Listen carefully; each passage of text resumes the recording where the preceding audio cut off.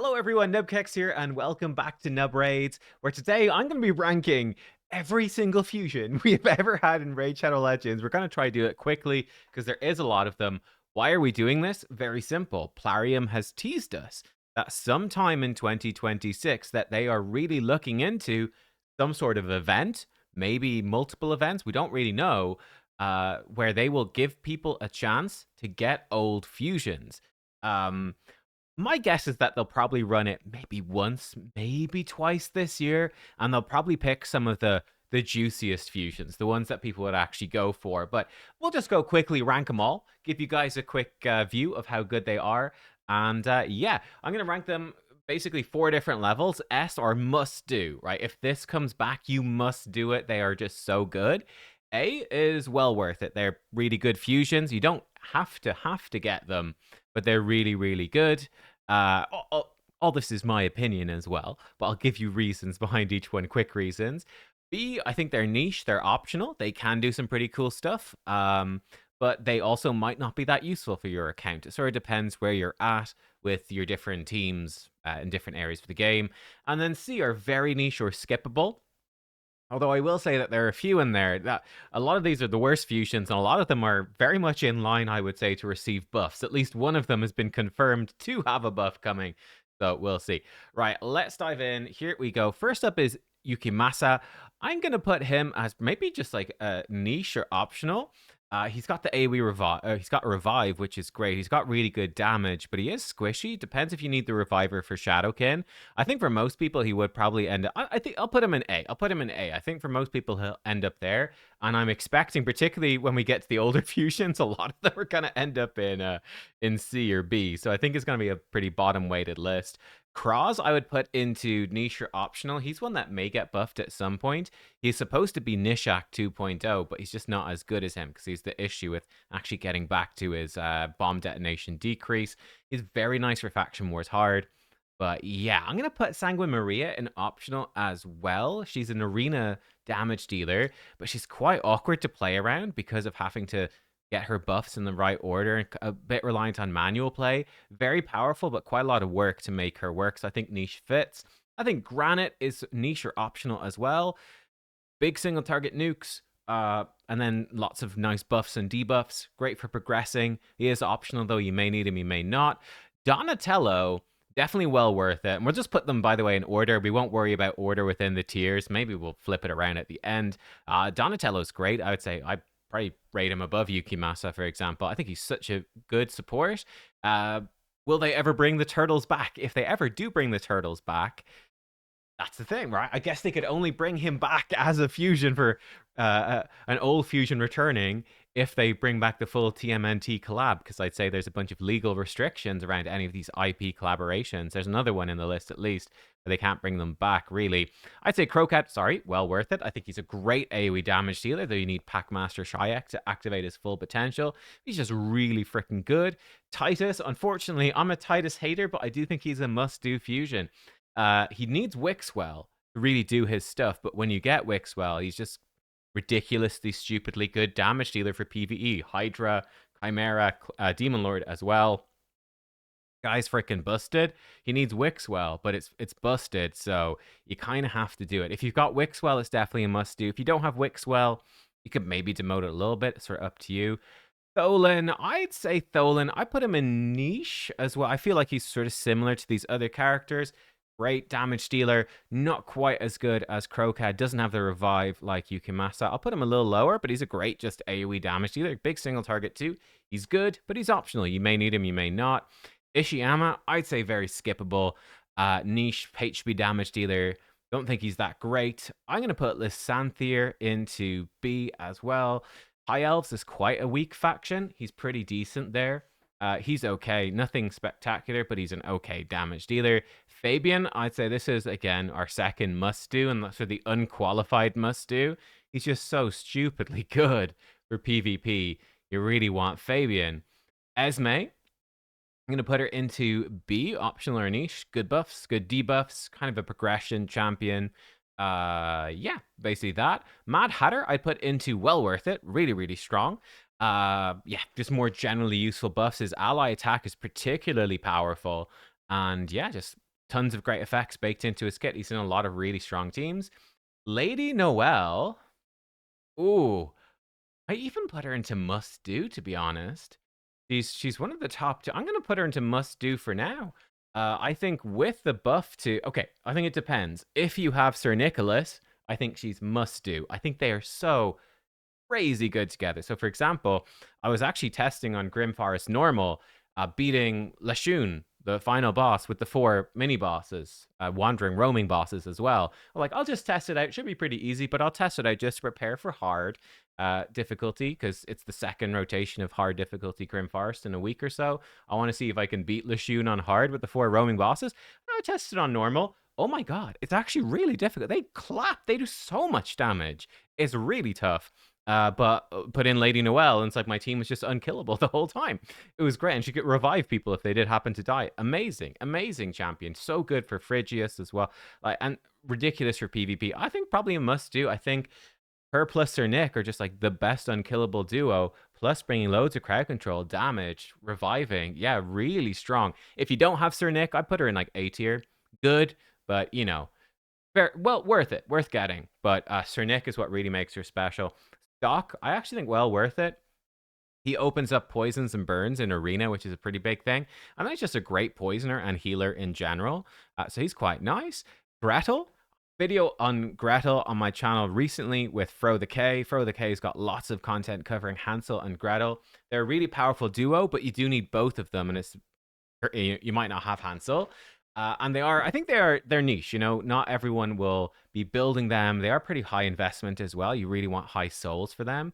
They're difficult to make use of, but if you do get them both with good souls and good gear, they're like the modern day blender team, which is going to be, I think, really strong even into 2026 against Total Guard and Mercurial sets. Rugar Jeroboam, skippable. I think he's really a champion who is mostly designed, to be honest, as an enemy that you would fight in Faction Wars hard, as opposed to someone who's actually particularly useful for you. Say Thor, well worth it. Similar to Crocad.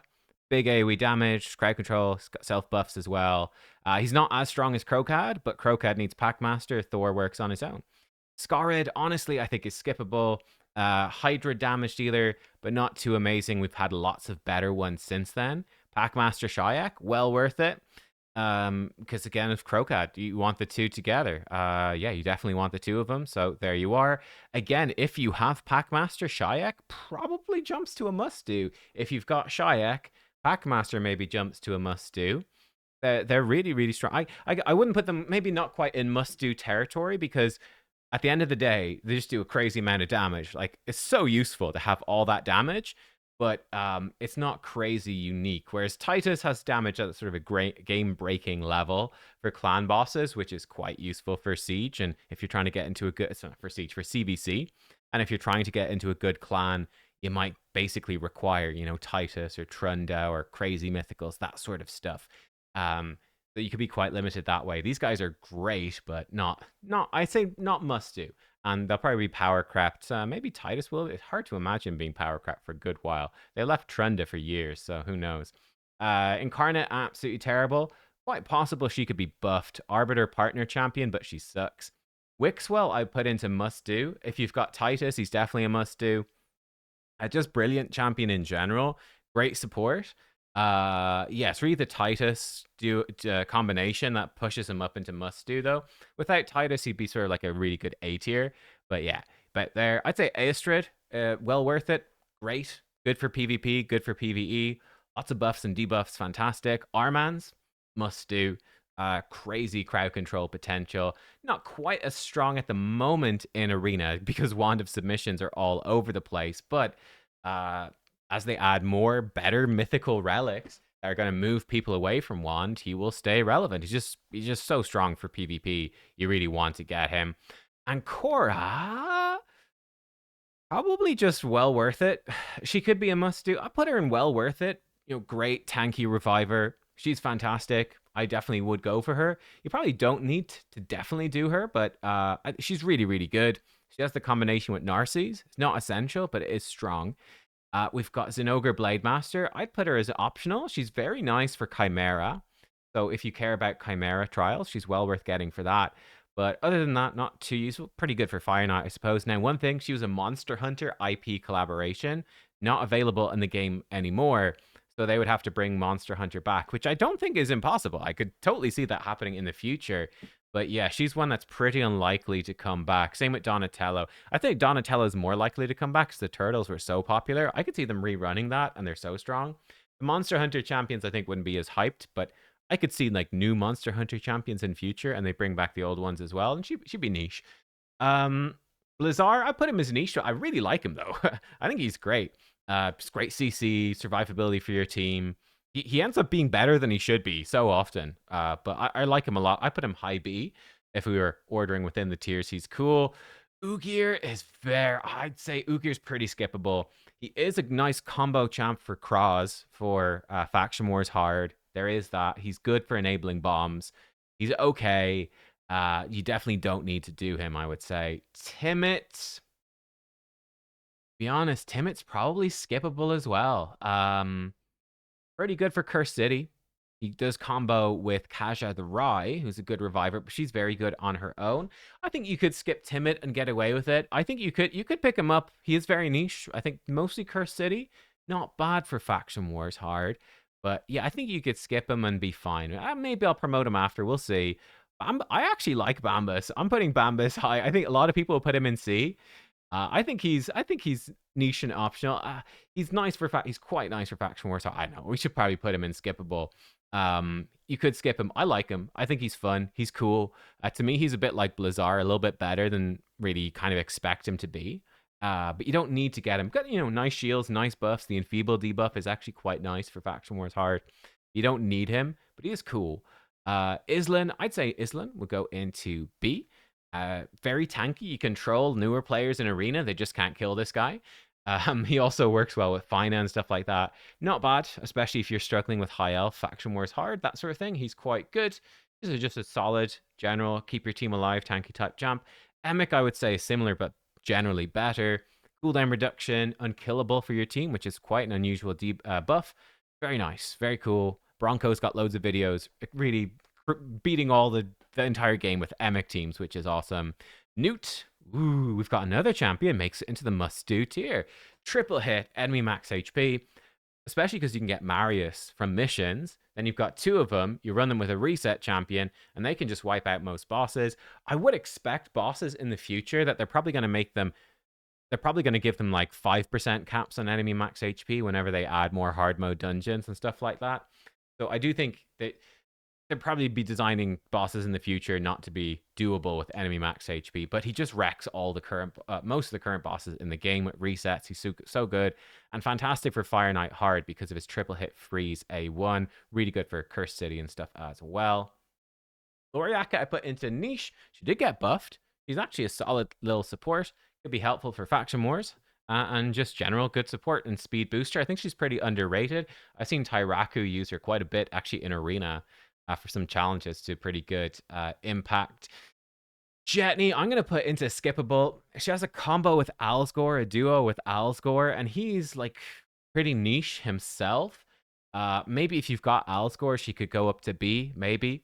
But yeah, AoE decreased defense, damage dealer for barbarians. They've got quite a few decent damage dealers, and they've got War Maiden already. I don't feel like you need Jetney.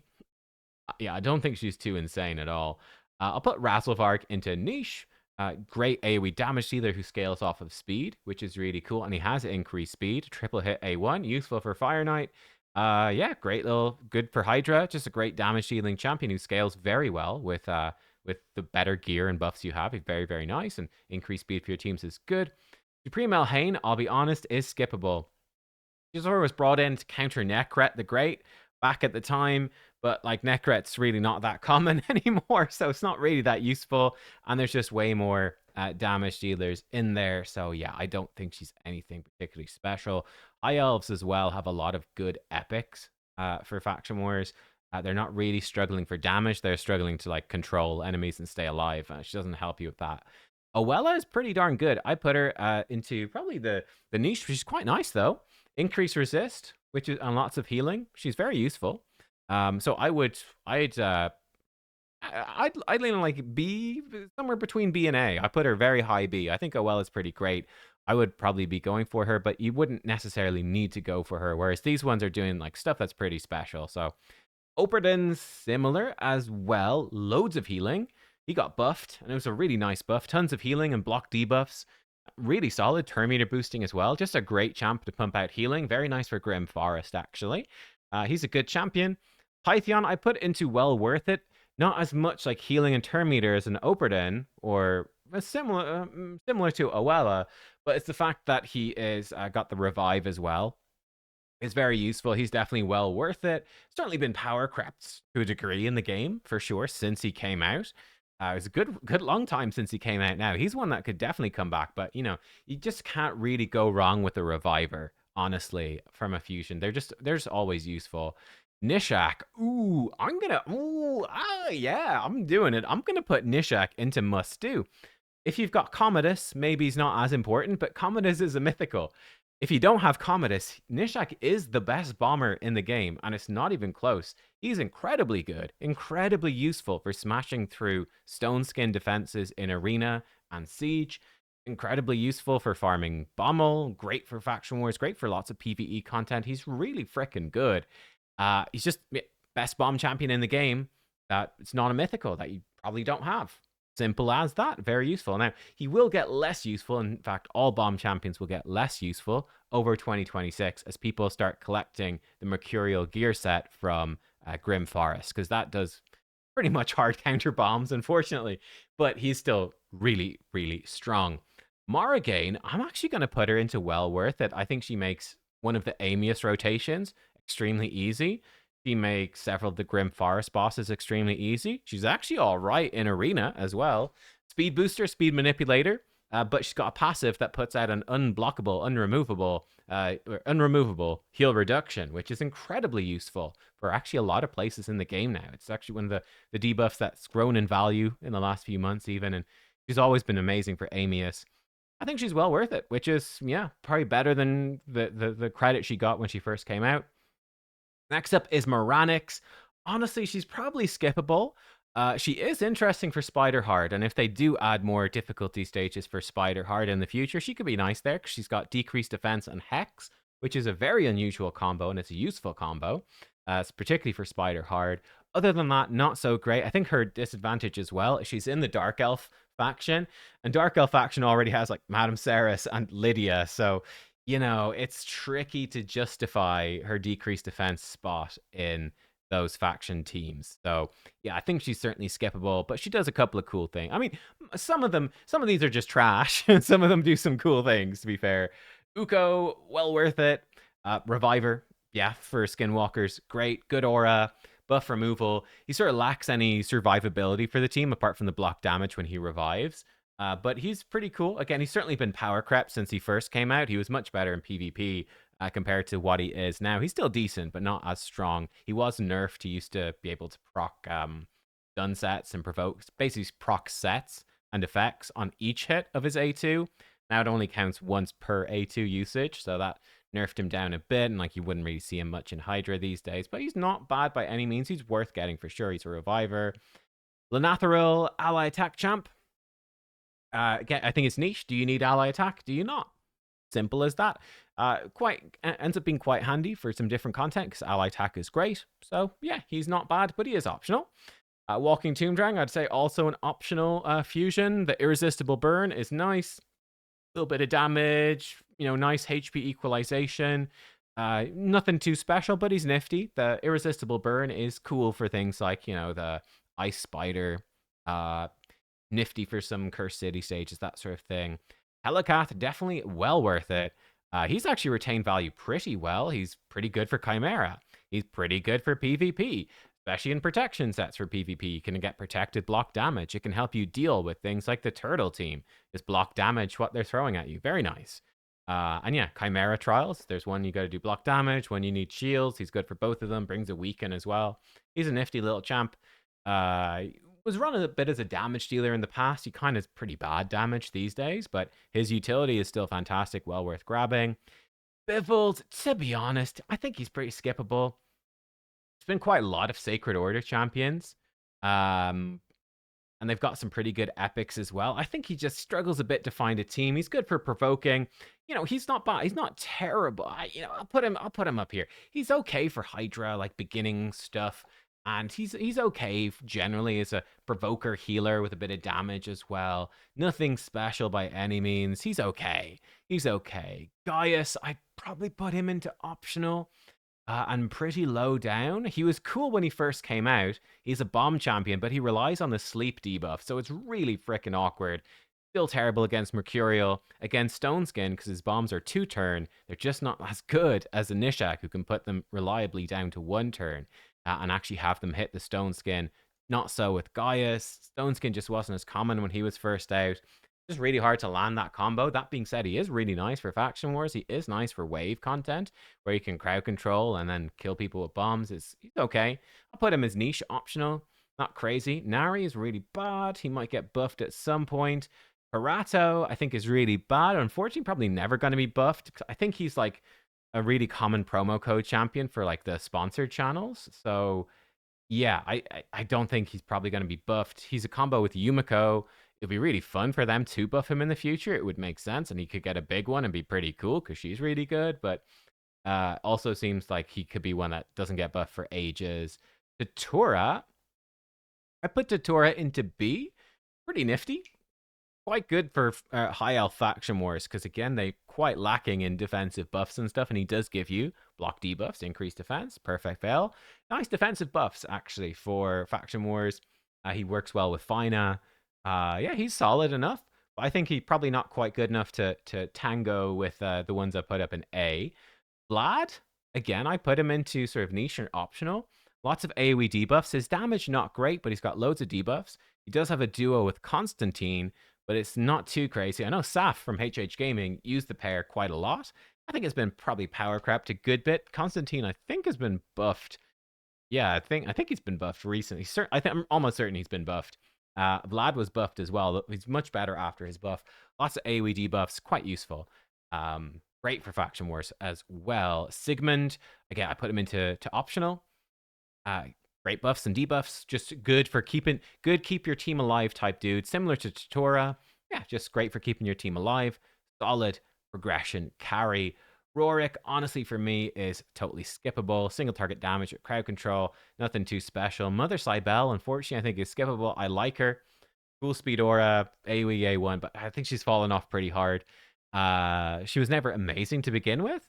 Got some cool niche uses, but yeah, nothing too special these days. Definitely skippable. Versilf, definitely skippable. Nothing too special there. Some team protection. He can hit very hard, but it's awkward to set it up and not really worth the hassle. Totally eclipsed by Empress in the same faction, who's not that difficult to get, considering.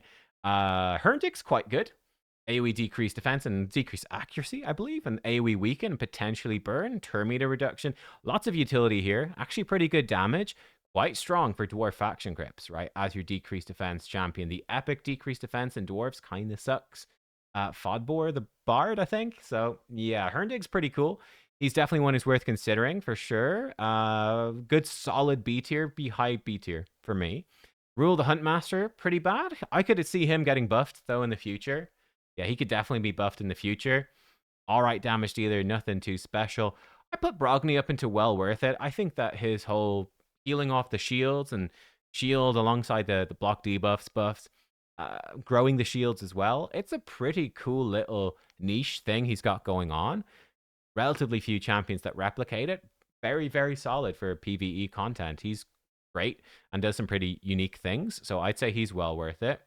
Yoshi, I like Yoshi. I'm putting him into B. That's the bold choice. I like him for Siege. Speed Aura, nice buffs for enabling bomb champs and stuff. I think he's optional. He'd be low B. Bottom of B, but still pretty cool, right? I like him. A little bit biased. I like Yoshi, so there you are. Astralon, honestly skippable. He was like an arena damage dealer back when he first came out. He's like so outclassed these days. Might get buffed at some point because he does visually look super cool. He's pretty popular when he came out, but he just kind of sucks nowadays. He was sort of a Duchess counter back in the day, but yeah, removing the perfect veil and stuff like that, not great. Okay, he's a good-ish good-ish damage dealer for Faction Wars, but again, there's a lot of competition in Sacred Order. I just really don't think you need him. Brago, again, likewise, pretty outdated at this point. Yeah, nothing too special there. Makes your team a bit tankier, but he's old, been power crapped. Pixneel's been buffed. She's still pretty skippable. Her whole niche anti-freeze thing is just not really that useful anywhere, to be honest. Like, okay against the Frost Spider. But yeah, she's not particularly good. Elegaius has been buffed, but pretty darn skippable too. Might be useful if you're struggling on Faction Wars. Can lock out an entire affinity now, which is cool. But not a must-do. Certainly if you have Fabian, you can totally skip on Elegaius. Vergamcar's alright. I'll put Vergamcar in optional. Actually, I think Vergamcar is kind of underrated. Has heal reduction, which is quite nice for Grim Forest. So I think that alone puts them up in B. Some nice buffs and debuffs. Very much optional, sort of low B. Do you need the buffs, the debuffs? Bit of shielding as well, bit of defensive.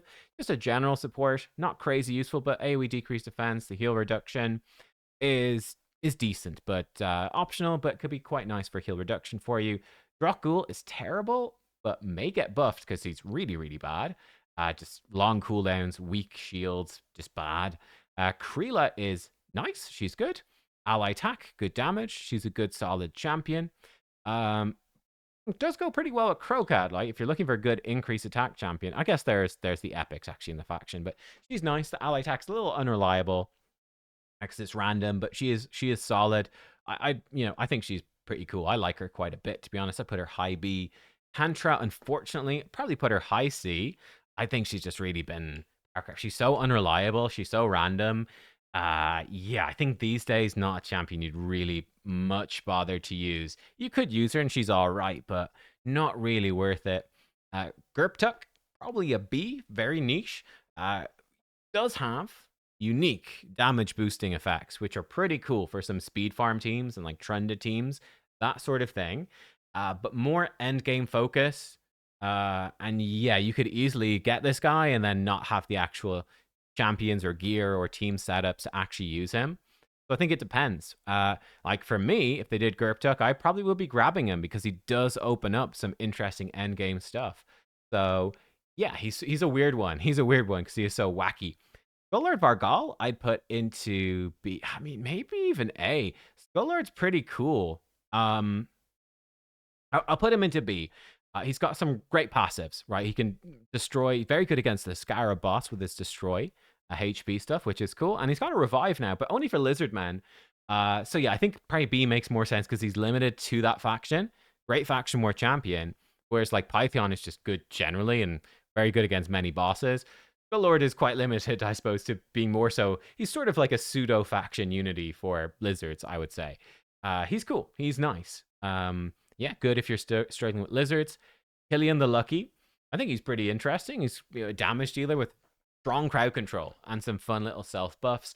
Quite nice for Curse City. Good for faction wars. He's a solid champ. Could be worth picking up, maybe, if you need him.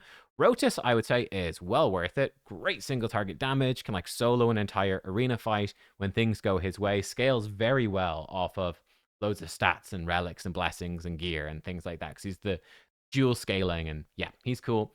Rotus is good. Tormund, ooh, he's certainly well worth it. I'd say if you have Hilvi, you would jump up to a must-do. Ooh, I put him... So bear that in mind. Like, high A, Tormund's super good, right? Potentially even S tier because he has that combination with Hilvi. I do think there's the potential, much like we saw with Lady Noelle. I think Sir Nick is actually coming up, yeah. But Lady Noelle and Sir Nicholas, they brought out Lady Noelle December 2024. And then December 2025, they buffed Sir Nicholas to go alongside Lady Noelle, like 1 year later. We just got Hilvi December 2025. I wouldn't be shocked if they buffed Tormund December 2026. Like, if you told me that Plarium had sat down in the team meeting, we're like, yes, we'll plan this out. Isn't it lovely? I'd say, yeah, I totally believe you. So I think he's in line to potentially be buffed. He's very strong with Hilvi. Maybe even we put him up here. It depends. It really depends if you have Hilvi or not. I'll leave him here sort of the same as Packmaster and Krokad. Extremely good. Really jumps up in value a lot if you got their others. Same thing with Donatello, right? If you're saying, well, no, but I've got the other 3 turtles, but I missed Donatello somehow. then he's an S tier as well. So relying on the duos, but there you go. Brachus is terrible, so bad he might get buffed though, but he's rubbish right now. Harvest Jack is absolutely trash, but he has a buff confirmed. So let's put him up here because his buff is confirmed. I think it's coming in March, they said. So March, he is getting buffed, 2026. Will he be good or not? I really don't know, but maybe. So it's hard to know. We'll put him B tier, I think is fair for now. He's absolutely terrible before, but he might be like an A tier. I would guess he might end up B or A tier after his buff.